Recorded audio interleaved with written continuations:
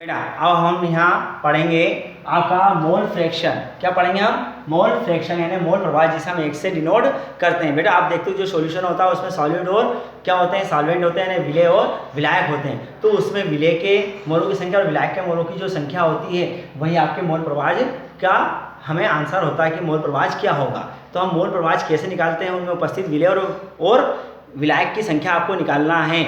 वह में उपस्थित जो मोलों की संख्या होती है वही क्या कहलाता है, उसका मोल प्रवाह कहलाता है, चाहे वो विलेय हो या विलायक हो। तो हम इसको कैसे निकालेंगे बेटा? यहाँ पे अगर मैंने लिखाया है इसे x से डिनोट करते हैं, तो यहाँ पे x लिया, सॉल्यूट क्या लिया बेटा? सॉल्यूट। तो यहाँ पे क्या आ जाएंगे? नंबर ऑफ मोल्स सॉलिड्स क्या आएगा यहाँ पे? सॉलिड्स। और अपॉन में टोटल नंबर ऑफ मोल्स आएंगे। तो टोटल नंबर ऑफ मोल्स के अंदर क्या आएगा कि अगर मैंने यहाँ नंबर ऑफ मोल्स लिखा है तो यहाँ पे क्या जाएगा? Number of moles of solute, यहाँ पे क्या आ गया? सॉल्यूट। और नंबर ऑफ सॉल्वेंट ये आ गया। अगर मैंने यहाँ पे मान लिया कि इसके NB मोल्स हैं, ये NB मोल्स किसके हैं? विलेय के हैं। और सॉल्यूट के NB होगा और सॉल्वेंट में कितना होगा? Na। तो हमारा फार्मूला क्या बन गया? Na + NB।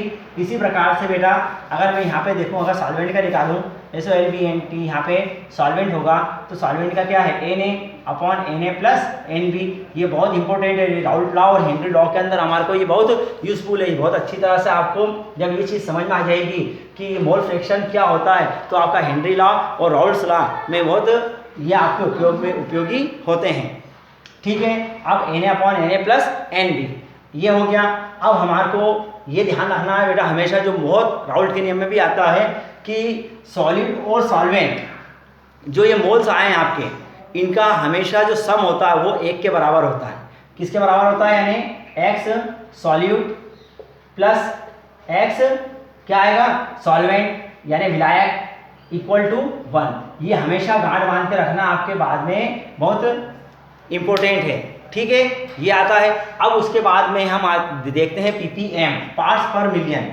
एक और आएगा हमारा पार्ट्स पर मिलियन, पार्ट्स पर मिलियन।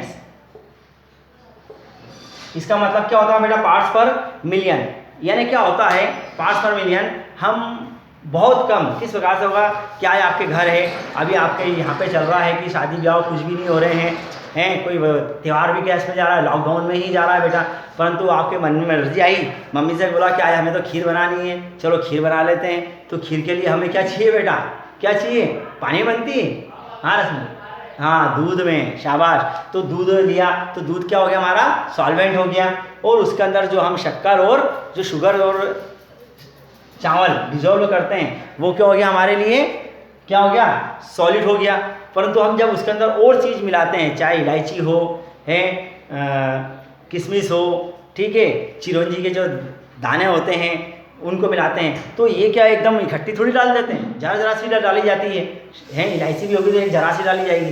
तो जो ppm होता है वह इस चीज़ के लिए यूज़ होता है। किसके लिए हम इसके यूज़ कर रहे हैं? आपको अभी समझ में आ गया होगा कि किसके लिए यूज़ कर रहे हैं। जो बहुत कम मात्रा में विलेय होता है, जो सॉलिड बहुत कम मात्रा में होता है, जैसे इलायची है, तो इलायची को आपने कम डाला, तो ऐसी जो किसी सॉल्यूशन के अंदर विलेय की जो मात्रा है यदि जो बहुत कम होती है तो उसको निकालने के लिए हम इस पार्ट्स पर मिलियन का यूज़ करते हैं।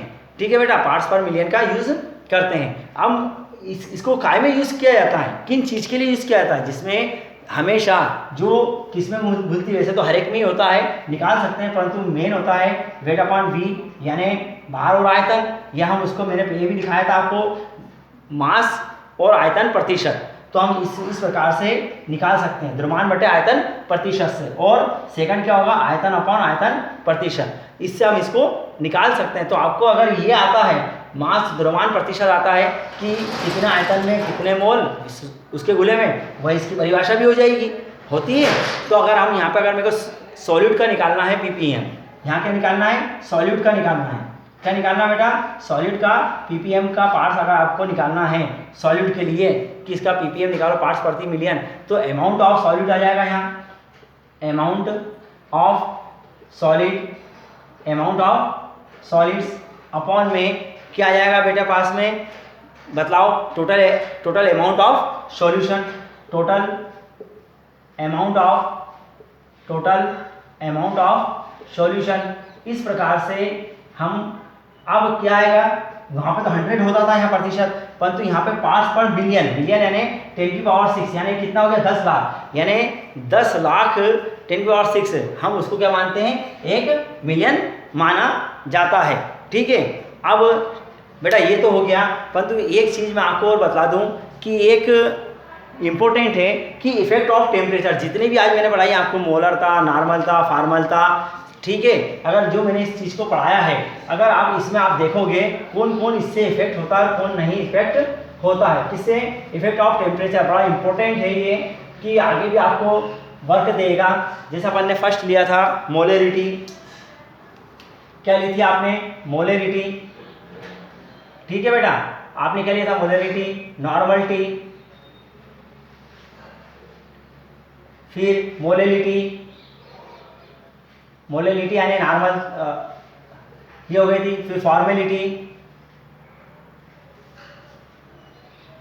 ठीक है, फिर अपन ने क्या लिया था, मास अपॉन आयतन, मास अपॉन मास प्रतिशत था, द्रव्यमान आयतन प्रतिशत होता था, वॉल्यूम अपॉन वॉल्यूम परसेंटेज। ठीक है, अगर अब मैंने यहाँ देखो टेम्परेचर का, अगर यहाँ पे अपन यहाँ पे देखें टेम्परेचर का क्या इफेक्ट होता है, किसका बेटा, टेम्परेचर का। अभी मैंने आपको बताया था इसी के अंदर कि टेम्परेचर, जैसे हमने अगर किसी चीज़ को, अगर लिक्विड है, क्या है, सॉल्वेंट क्या है, लिक्विड है, यानी विलायक क्या है, लिक्विड है, तो क्या होगा बेटा, वो क्या कर देगा, उसकी मोलरता होगी तो मोलरता चेंज हो जाएगी। तो हमें ये याद रखना है कि जब भी टेम्परेचर होता है तो इसमें से कौन कौन चेंज नहीं होगा। जैसे मोलरिटी होती है, ये किस में होती है, किसके अंदर होती है, 1 लीटर मिलियन में अंदर, तो ये चेंज होगी, क्या हो जाएगा, इसकी मोलरिटी टेम्परेचर बढ़ाने के ऊपर क्या हो जाएगी, चेंज हो जाएगी। नॉर्मलिटी, ये भी आयतन के ऊपर होता है, तो ये भी क्या हो जाएगी, चेंज हो जाएगी। मोलरिटी, मोलरिटी, मोलरिटी के ऊपर टेम्परेचर का इफेक्ट पड़ता है, नहीं, नो, ये चेंज नहीं होगी। फॉर्मेलिटी, ये भी क्या हो जाएगी बेटा, किसके अंदर है, सॉल्यूशन के अंदर है, कौन सा, बिलियन 1 लीटर सॉल्यूशन, तो ये भी क्या हो जाएगी, चेंज हो जाएगी। अब जब मास होता है तो मास अपॉन वॉल्यूम, वो वॉल्यूम चेंज होता है, इसलिए ये भी द्रव्यमान प्रतिशत भी क्या जाएगा, चेंज हो जाएगा। ठीक है, आप सोचना क्या होता है, अब मास अपॉन मास, मास के ऊपर कोई इफेक्ट पड़ता है, अभी मैंने बताया था नहीं पड़ता आपको टेम्परेचर का, तो ये नो चेंज होगा ही नहीं, और वॉल्यूम अपॉन वॉल्यूम ये भी क्या होगा आपका, चेंज होगा। ठीक है बेटा, अब अगले में अपन इम्पोर्टेंट जो टॉपिक्स हैं, हेनरी लॉ, राउल्स लॉ, है ना, लॉरिंग ऑफ एटमॉस्फेरिक प्रेशर, तो ये जो चीज़ें हैं, वाष्पदाब में अपेक्षा उन्नमन, कोगुलेटिव प्रॉपर्टी या अनुसंगन गुणधर्म, हम अब नेक्स्ट उसमें करेंगे। ठीक है बेटा।